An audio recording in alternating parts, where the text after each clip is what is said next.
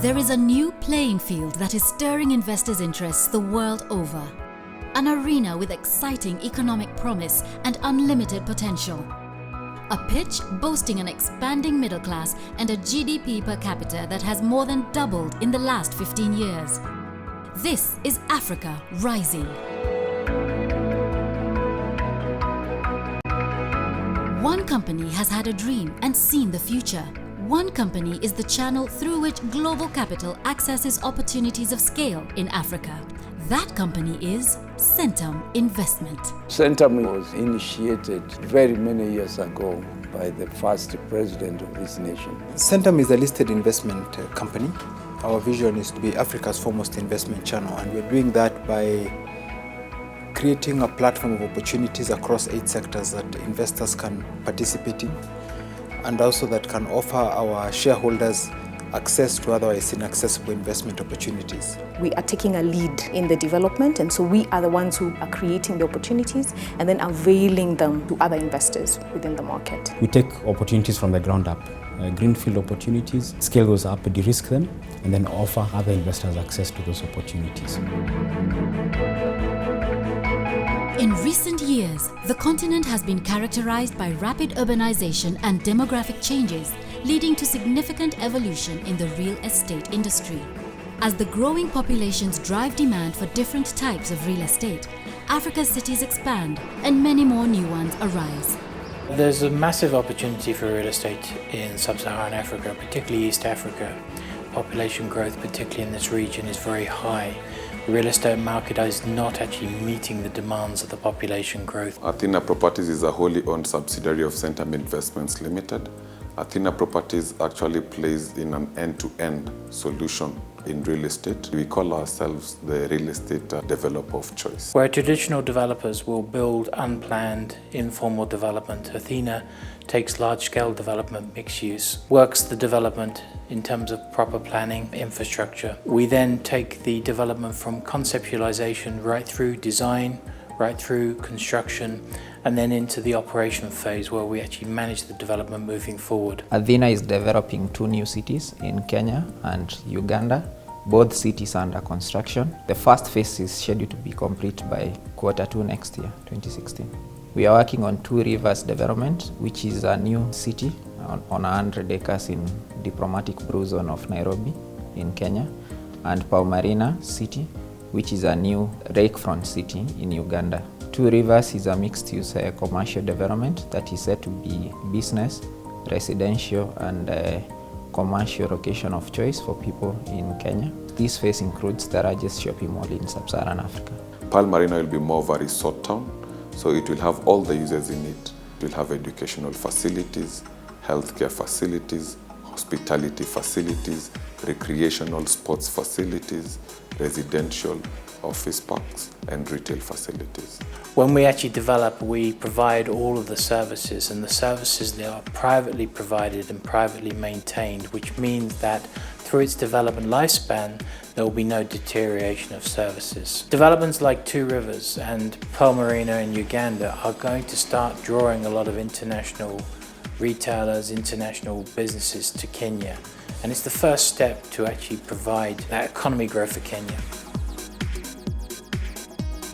Access to power plays a significant role in economic growth and investment decisions.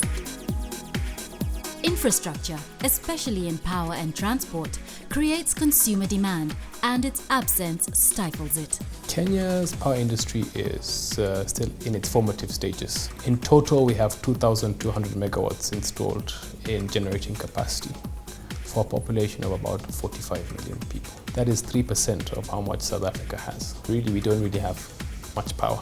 Only 35% of people have connectivity to the grid, so imagine every day 2/3 of the people who wake up in Kenya can't take a hot shower. The cost-effectiveness and availability of efficient power and transport solutions is perhaps the single greatest driver in the transition from smallholder subsistence agricultural societies to well-lit industrial service societies. Power is still relatively expensive in Kenya. The grid is undeveloped and the power is not particularly reliable. Centum is really focused on creating opportunities, and we like to work on projects which are really going to have a transformational impact on our country. We are currently involved in developing 2 power plants combined in excess of 1,200 megawatts of power. One is a 1050 megawatt Lamu coal power project, and the second one is a 140 megawatt geothermal power project. Once completed, Amu Power will be the cheapest independent power producer. This plant alone has the potential of reducing the average cost of power in Kenya by about 30%. That has a significant impact with regards to what those individuals or companies are able to do with those savings. Akira Geothermal, it's a 140 megawatt project development that Centum is invested in.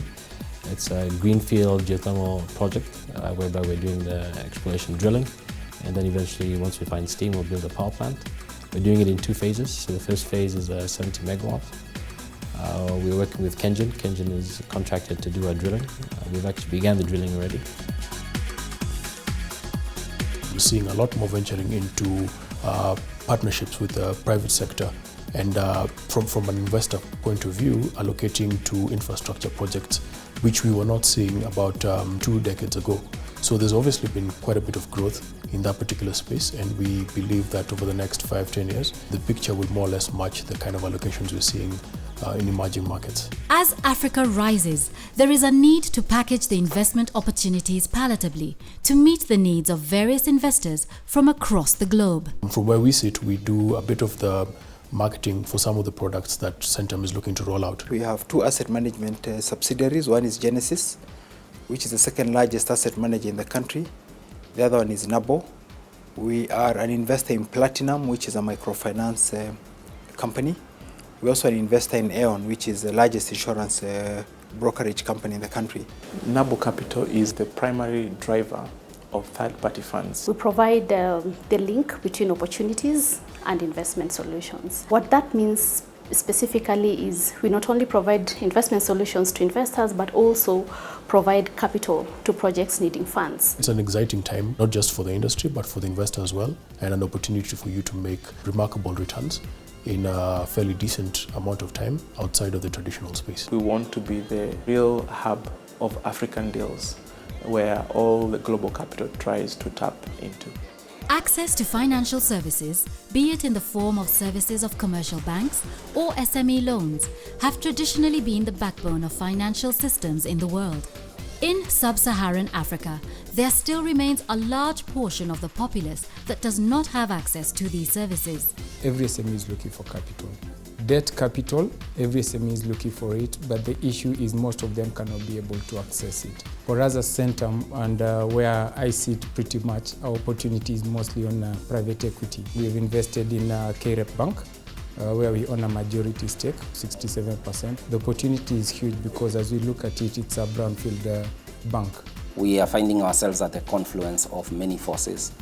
The convergence of mobile with banking, the emergence of a very strong middle class, strong infrastructure projects. I can only say that the future is very, very bright for the banking industry in Kenya. Consumption increases as population grows. Selective consumption further increases as a middle-class group grows. Over 95% of the population is less than 60 years.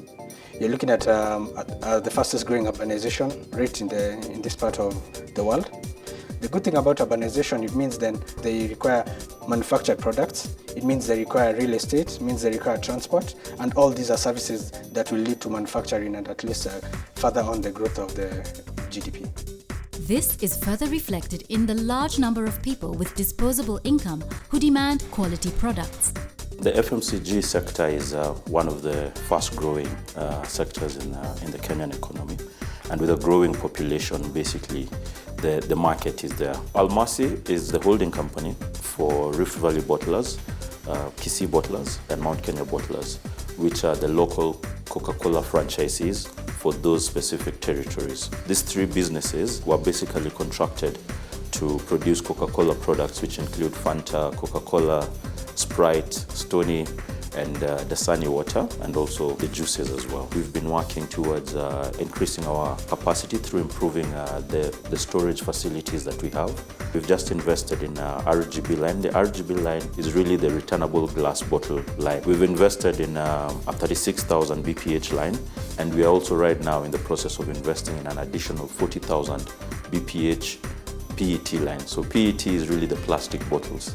We've also been improving our own internal efficiencies so that we may better serve the market. Over 2,000 patients go to India per year, and then you have more than 1,000 going to other countries, including South Africa, Turkey, and the UK. So we saw there's an opportunity and there's demand for these services. We're going to partner with a credible global institution that will then disrupt the market by providing affordable but quality healthcare into our market. Education is an interesting sector.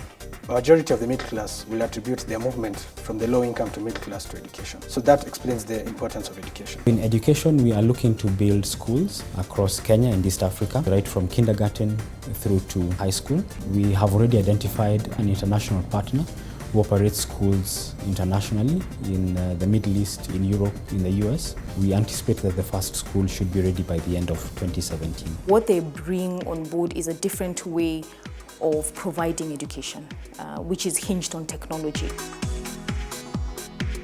What we want to do there is to consolidate the entire value chain from primary production, storage, processing to value addition, all the way to the market, and create a business there of scale that will also allow other partners to plug in, including smallholders and investors across the value chain.